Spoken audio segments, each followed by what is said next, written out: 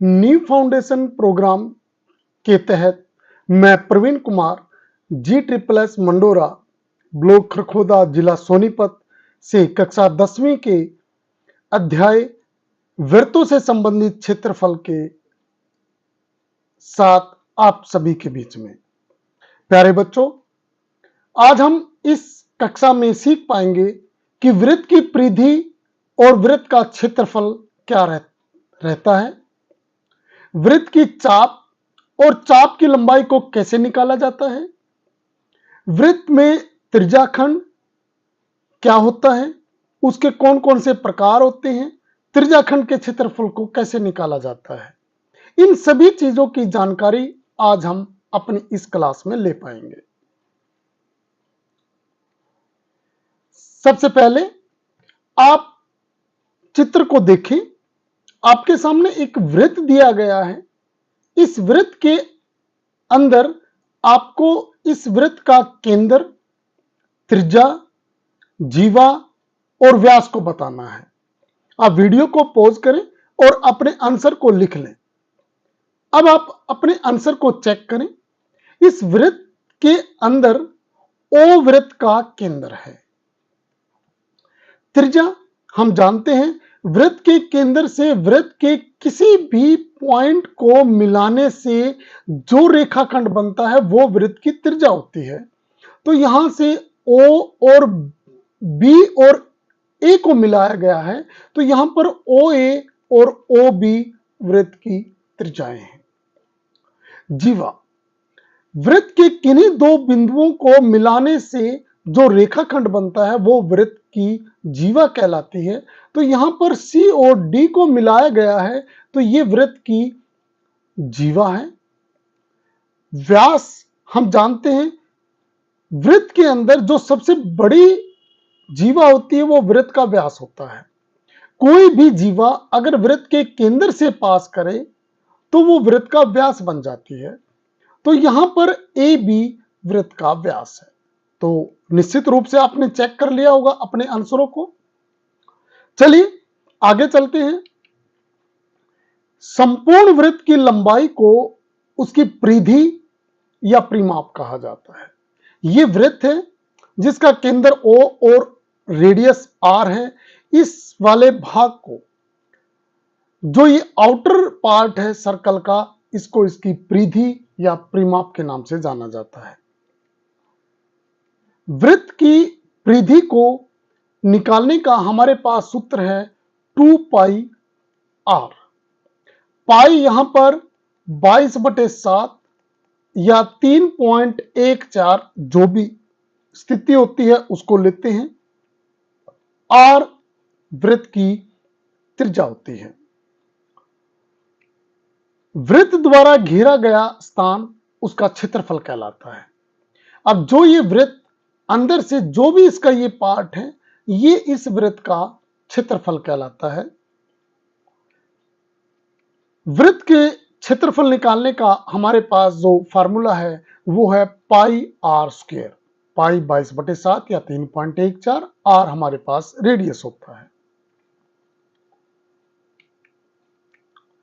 चलिए वृत्त की परिधि को समझने के लिए एक एग्जाम्पल को लेते हैं। नंदिनी और अमन को अपनी साइकिल चलाना बहुत पसंद है। एक दिन उन्होंने 140 मीटर व्यास वाले गोल पार्क के चारों ओर साइकिल रेस करने का फैसला किया। उन्होंने तय किया कि पार्क के चारों ओर एक चक्कर लगाएंगे। एक चक्कर पूरा करने के लिए उन्हें कितनी दूरी तय करनी पड़ेगी, ये निकालना है। अब देखिए, नंदिनी और अमन अपनी साइकिल चलाते हैं एक पार्क में, और वो पार्क सर्कल के आकार का है, गोलाकार है, जिसका जो व्यास है वो 140 मीटर है। अब इसके चारों तरफ लगाने का मीनिंग ये रहेगा कि ये वृत्त की परिधि के ऊपर चल रहे हैं, तो इसकी वृत्त की परिधि को हमें निकालना है। अब यहां पर व्यास 140 मीटर है। हम जानते हैं त्रिज्या व्यास की आधी होती है, तो व्यास का अगर मैं आधा कर दूंगा तो 140 डिवाइड बाई 2 जो 70 मीटर है वो मुझे वृत्त की त्रिज्या मिल गई। अब एक चक्कर पूरा करने में जो दूरी तय की जाएगी वो वृत्त की परिधि होगी, और हम जानते हैं वृत्त की परिधि 2 पाई r होती है। यहां पर पाई की वैल्यू 22/7 रखी, क्योंकि रेडियस मैंने 70 पहले निकाल रखा है, तो गुना 70, तो जब डिवाइड करेंगे, हल करेंगे, तो ये आ गया 440 मीटर।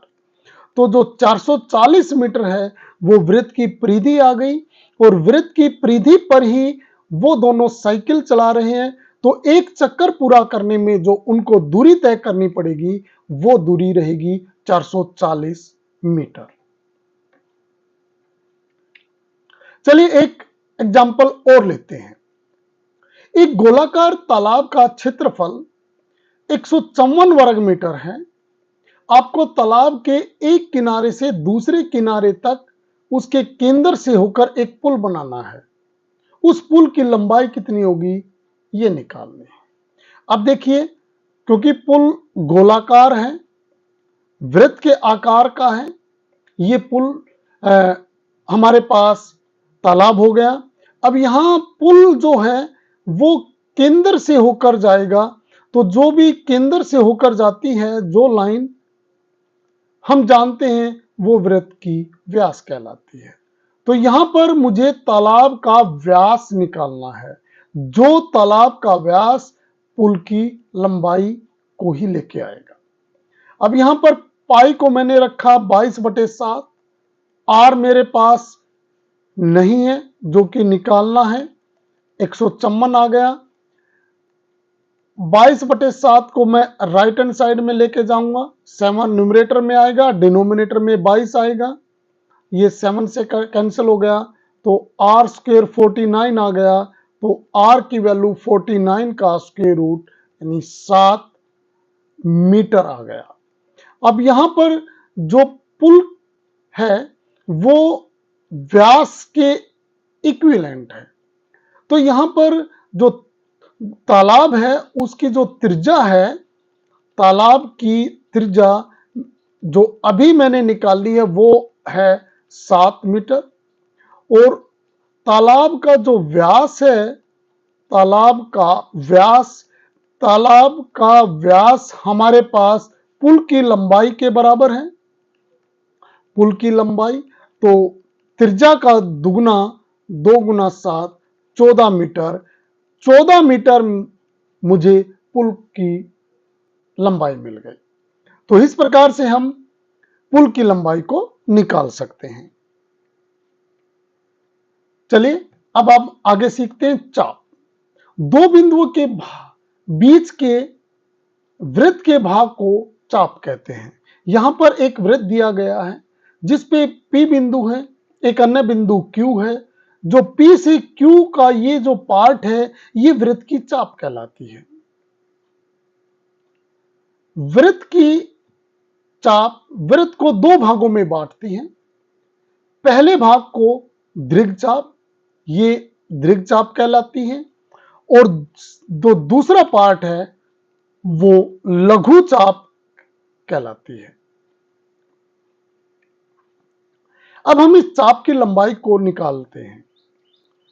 अब मान लेते हैं ये चाप PQ वृत्त के केंद्र पर थीटा डिग्री का एंगल बनाती है। ये रेडियस है OP और OQ।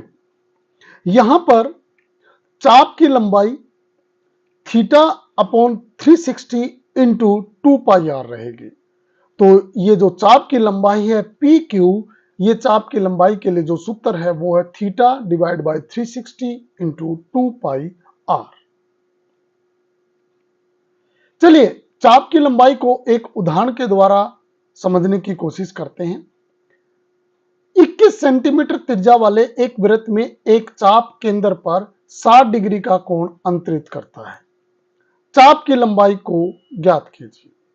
यहां पर PQ एक चाप है, जो चाप केंद्र पर 60 डिग्री का कोण बनाती है।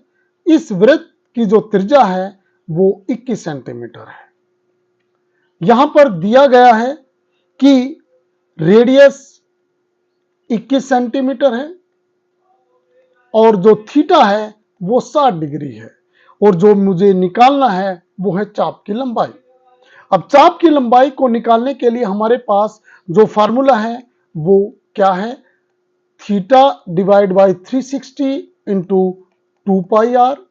यहां पर थीटा की वैल्यू है 60, 360 इंटू 2 22/7 और r की वैल्यू है 21। तो ये 60 से कैंसिल हो गया, 2 3 जा 6 आ गया और ये 3 इंटू 7 21, 21 से 21 को कैंसिल करेंगे 22 सेंटीमीटर ये चाप की लंबाई आ गई, जो कि केंद्र पर 60 डिग्री का कोण अंतरित करती है और जिसका रेडियस 21 सेंटीमीटर है। त्रिज्याखंड। प्यारे बच्चों, अब हम त्रिज्याखंड के बारे में जानकारी लेते हैं। एक चाप के सिरों को केंद्र से मिलाने पर हमें त्रिज्याखंड मिलता है। यहां पर एक वृत्त है जिसका केंद्र O है। यहां पर एक बिंदु P और Q दो वृत्त पर दिए गए हैं। OP और OQ वृत्त की त्रिज्याएं हैं और जो ये वाला भाग है ये त्रिज्याखंड कहलाता है। इस वाले OP, सपोज ये A है, OPAQ ये त्रिज्याखंड कहलाएगा। अब त्रिज्याखंड दो प्रकार का होता है, दीर्घ त्रिज्याखंड, ये वाला पार्ट दीर्घ त्रिज्याखंड कहलाएगा और जो नीचे वाला भाग है ये आपका लघु त्रिज्याखंड कहलाएगा। चलिए त्रिज्याखंड को समझने के लिए हम एक एग्जाम्पल लेते हैं। त्रिज्या 4 सेंटीमीटर वाले वृत्त के त्रिज्याखंड का क्षेत्रफल ज्ञात कीजिए जिसका कोण 30 डिग्री है। यहां पर हमें रेडियस दिया गया है 4 सेंटीमीटर और केंद्र पर जो कोण है वो है 30 डिग्री। यहां पर त्रिज्याखंड के क्षेत्रफल को निकालना है। त्रिज्याखंड के क्षेत्रफल को निकालने के लिए जो हमारे पास सूत्र है वो है theta divide by 360 into πr²। अब यहां ध्यान देने की, जब चाप की लंबाई निकालनी है तो यहां पर सरकमफ्रेंस को मल्टीप्लाई किया जाएगा और अगर त्रिज्याखंड का क्षेत्रफल निकालना है तो पूरे वृत्त के क्षेत्रफल से मल्टीप्लाई किया जाएगा। चलिए हम इसमें वैल्यू को रखते हैं।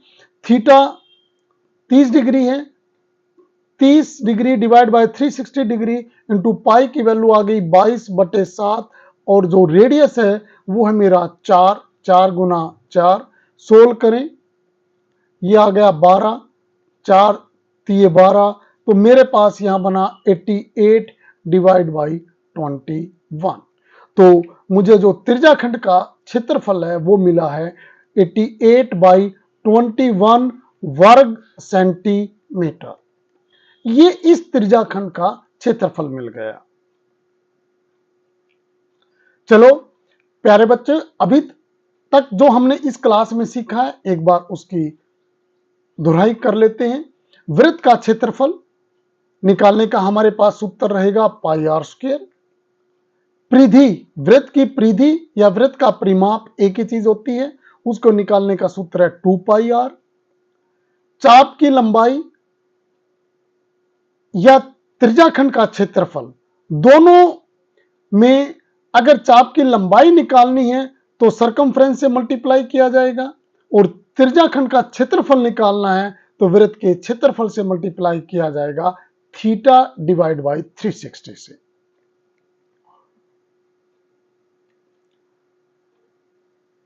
अब आप कुछ प्रश्नों के उत्तर दीजिए।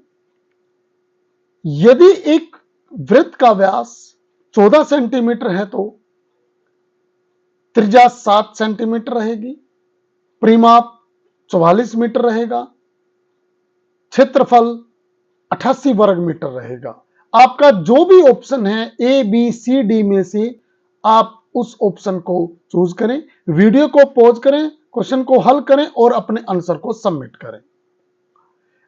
अगला प्रश्न है, वर्षा एक गोलाकार पार्क में एक स्थान ए से बी तक दौड़ती है। वर्षा द्वारा तय की गई दूरी कैसे ज्ञात करेंगे? वृत्त का क्षेत्रफल निकालकर, वृत्त का परिमाप निकालकर, चाप की लंबाई निकालकर। दूरी नहीं निकाली जा सकती। आप अपने आंसर को सबमिट कर सकते हैं। अगला प्रश्न है, आकृति में बने त्रिज्याखंड का क्षेत्रफल निकालिए जिसकी त्रिज्या 6 मीटर और वृत्त पर कोण 70 डिग्री का है। आपका option A B C D जो भी है, आप अपने आंसर को निकालें और आंसर को सबमिट करें और आंसर चेक करें कि आपका आंसर सही है या नहीं है। धन्यवाद।